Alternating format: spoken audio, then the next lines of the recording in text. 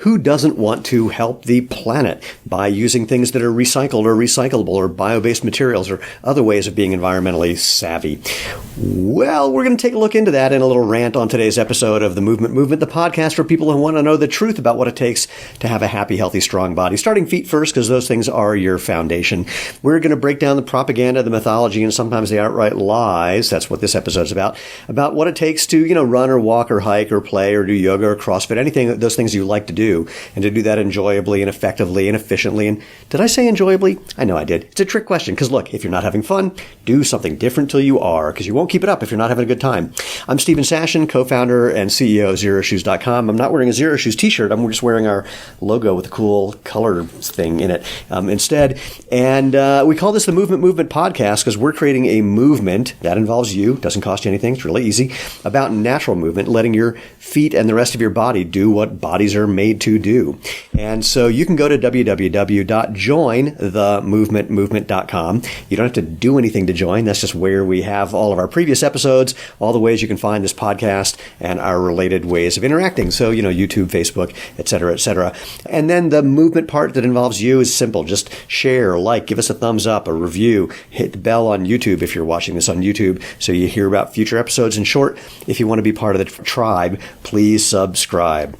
So, we're going to get into a topic that is near and dear to my heart, and it's about what we can do to help the planet. I mean, after all, our company is called Feel the World, and that's not just because of the experience you get of connecting to the ground when you're wearing a pair of Zero Shoes, but also because we're aware of the environmental impact of what we're doing. And footwear is a tricky one. Now, this is stuff I've been talking about for a long time, but happily, or maybe not so happily, a couple weeks ago, the Harvard Business Review did a great article about what I'm going to talk about, and I'm going to synopsize and refer to that. In fact, I'm going to put a link to it in the show notes or in the description, wherever you happen to be looking at this. If you can't find it, drop me an email. We'll send you the link. But Harvard Business Review, they're no slouches when it comes to intellectualism and research. And so, in fact, I want to start this by reading just the summary of their article. So pardon me while I look down here to read. Few industries tout their sustainability credentials more forcefully than the fashion industry. But the sad truth is that despite high-profile attempts at innovation, it's failed to reduce its planetary impact in the last 25 years. Most items are still produced using non-biodegradable petroleum-based synthetics and end up in a landfill. That's the important part, by the way. So what can be done? New ESG, environmental, sustainable, etc. strategies, such as the use of bio-based materials, recycling, and rent-the-runway concepts have failed. Instead, we must stop thinking about sustainability as existing on a spectrum. Less sustainable is not sustainable, and governments need to step in to force companies to pay for their negative impact on the planet. The idea of win-win and market-based solutions has failed even in one of the most progressive, quote, progressive industries. So, a bit of a slap in the face, and I'm going to talk to you about how we think about this and how we are addressing this.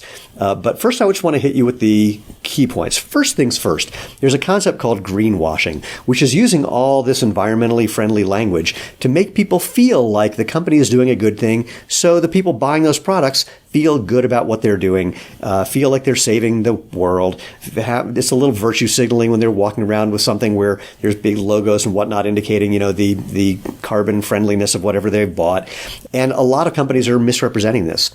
So, for example, I wish I could remember the name of the company. So if someone knows, I'd be happy to hear it. There was a company that was touting that they were making their products out of recycled water bottles. What they didn't say is they were making water bottles to then recycle the water bottles. So that's like the most egregious example of greenwashing that I've ever found, but there are a lot of them. And if you look up greenwashing, just look for a definition, you'll hear it's basically using the idea of greenness, of eco-friendliness, for marketing purposes in a way that's disingenuous. That's the gist of it. So I have notes that I've got to look at for this, so pardon me for looking down and back. But let's talk about one of the first ones that really, years ago, this became somewhat popular and aggravated the crap out of me. The concept of recyclable.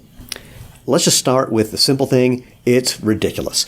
The whole idea of something recyclable, there was actually companies that used to sell bags that you could put their products in to then bring somewhere or send somewhere to have the products recycled. Two problems. One, no one ever used them. I mean, simply, it was just a hassle. No one ever bothered. Two, where people now do bother, so there are some stores that will say, hey, our stuff is recyclable, so bring things back, put them in this bin, and we'll recycle them, makes people feel great. The problem is, A, only 10% of that material actually gets recycled. The rest of it goes into a landfill. And out of that 10% that's recycled, for many of the components, it costs more from a carbon perspective to recycle it than to start from scratch. So recyclable in general, complete hand-waving greenwashing nonsense. All right, let's move on to the other issues. The biggest one is simply this. Many of the processes for recycling stuff use more carbon or energy than they save. Sometimes because of just the sheer cost, the mechanical cost, or the technological cost of, heating something up to turn something solid into a gas, for example. Sometimes the transportation costs. So for people who are talking about pulling things out of the ocean, the amount of carbon that it takes, the amount of energy that it takes, I think I'm going to use energy instead of carbon for the rest of this conversation when I can. The amount of energy it takes to go out into the ocean, grab the stuff from the ocean, bring it back, put it on a truck, take it to somewhere, process it, take it to somewhere else and get it used, is often not creating a energetic benefit. I should have said carbon benefit there, but you get the point. So sometimes, a lot of times, these things are using more energy than they are saving. Now, in the Harvard Business Review article, it mentioned using petroleum-based products, and that can be problematic, and I'm going to address that in a bit too. But let me move on.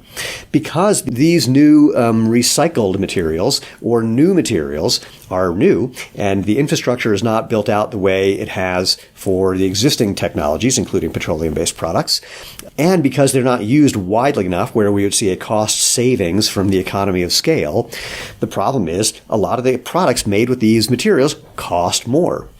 And so what does that mean? It means only, rich people tend to buy this stuff, which is, again, a form of not greenwashing, but kind of virtue signaling. People feel better, but it's a tiny, tiny, tiny percentage of people who are actually using and are able to afford these products.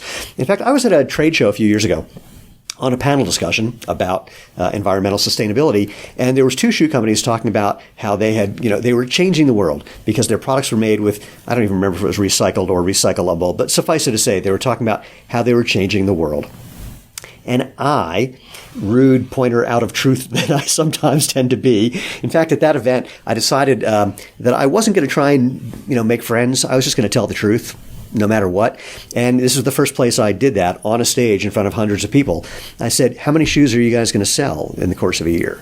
And it was, I don't know, maybe 100,000. It's like, there's like 400,000 tons of stuff dumped into the ocean every year, I think by the United States alone. So the number of shoes you're making is not making a dent in a dent in a dent. So, stop patting yourself on the back for doing basically nothing. I'm not saying don't do it, but you don't, overhype it. So more expensive. The other thing, a lot of these materials, not as durable. So it's even if they are energy efficient, if they use less energy to make with whatever the new material or new technology is than using the existing methodology, that's fine. But if the product doesn't last as long, you're going through more of it. And if it's a product where it's not 100% recycled or genuinely recyclable, then you're actually putting more stuff in the landfill because of the turnover. And this is something that the Harvard Business Review talks about as well. Some fast fashion stores, they pride themselves on new. So people are buying more. And again, most of the stuff that they recycle doesn't end up recycled, ends up in the landfill or the ocean or worse. So there's that. And wait, what is my note here? One of the other problems for companies like ours is that you can't even track everything. And for consumers too, you can't, it's literally not possible to track, in most situations, the entire history of the supply chain to find out exactly what's going on from an energy or carbon perspective. So the transparency doesn't exist right now, which means that it makes it easier for companies to just say things to make customers feel better that aren't necessarily true, especially given the reasons that I already stated. And transparency is a really big issue. I'm not going to mention this company by name. I've done it before, but I'm going to be a nice guy and not mention them by name, though I will say it's a company, it's a footwear brand, and they're currently being sued for being misleading. I think I'm being nice when I say misleading about their environmental impact. They use materials, a lot, let's say a bunch of the materials in the shoes they make are naturally sourced. But then they were flying those materials from one side of the globe to the other side of the globe to have the materials turned into a component for the shoe, and then flying to the other side of the world to have those materials added to another component to make a shoe, and then using the most energy wasting box in the history of footwear to then ship that to the other side of the world again for distribution. That part is not the egregious part, although it is. The egregious part is that when they were printing and publishing their sustainability story, they explicitly said they were leaving transportation out of the equation. What? Transportation seems to be the majority of the equation in that case. In fact, I watched something. Where did I see this? Just the other day. It was probably on YouTube. A guy in California, he's originally from Netherlands, who is just doing everything he can think of to reduce his carbon footprint. By the way, carbon footprint is a term that was coined by the energy industry to make people feel like they were more responsible than the big companies, the energy producing companies, the petroleum producing companies for what's happening on the planet. So they were trying to shift the burden and shift the mentality from what they're doing at a giant scale to what you're doing at a tiny, tiny, tiny personal scale. Anyway, so he had solar panels on the roof, so he I think he was putting energy back into the grid maybe. He was riding his bike everywhere instead of driving a car. They were eating nothing but plant-based foods because they use less energy than meat. And when their carbon footprint was analyzed, it wasn't better. It wasn't carbon negative. It wasn't energy negative. He wasn't using less energy than he was consuming. Why? Because once a year, he and his wife took an airplane trip back to Netherlands. And that one airplane trip alone used more carbon for them than everything they were saving by doing everything else, which is crazy. So this transparency thing is really an issue. Now, what to do about it and what are we doing about it? Well, the biggest thing we're doing about it is trying to keep things out of landfills by keeping them on your feet by using materials that are more durable.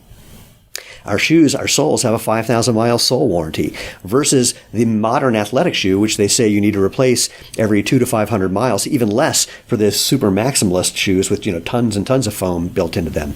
So we're trying to keep things on your feet longer by keeping them on your feet longer by having more durable materials, keeping them out of landfills. Secondly, we haven't been lying about what we're doing or trying to exaggerate what we're doing. We have our one shoe, our knit Phoenix, casual flat for women, that's made with some materials that have, what's the word I'm looking for? Reused, I can do this, coffee grinds. It's a cool thing. It definitely reduces the amount of polyester or whatever the other synthetic material we're using is.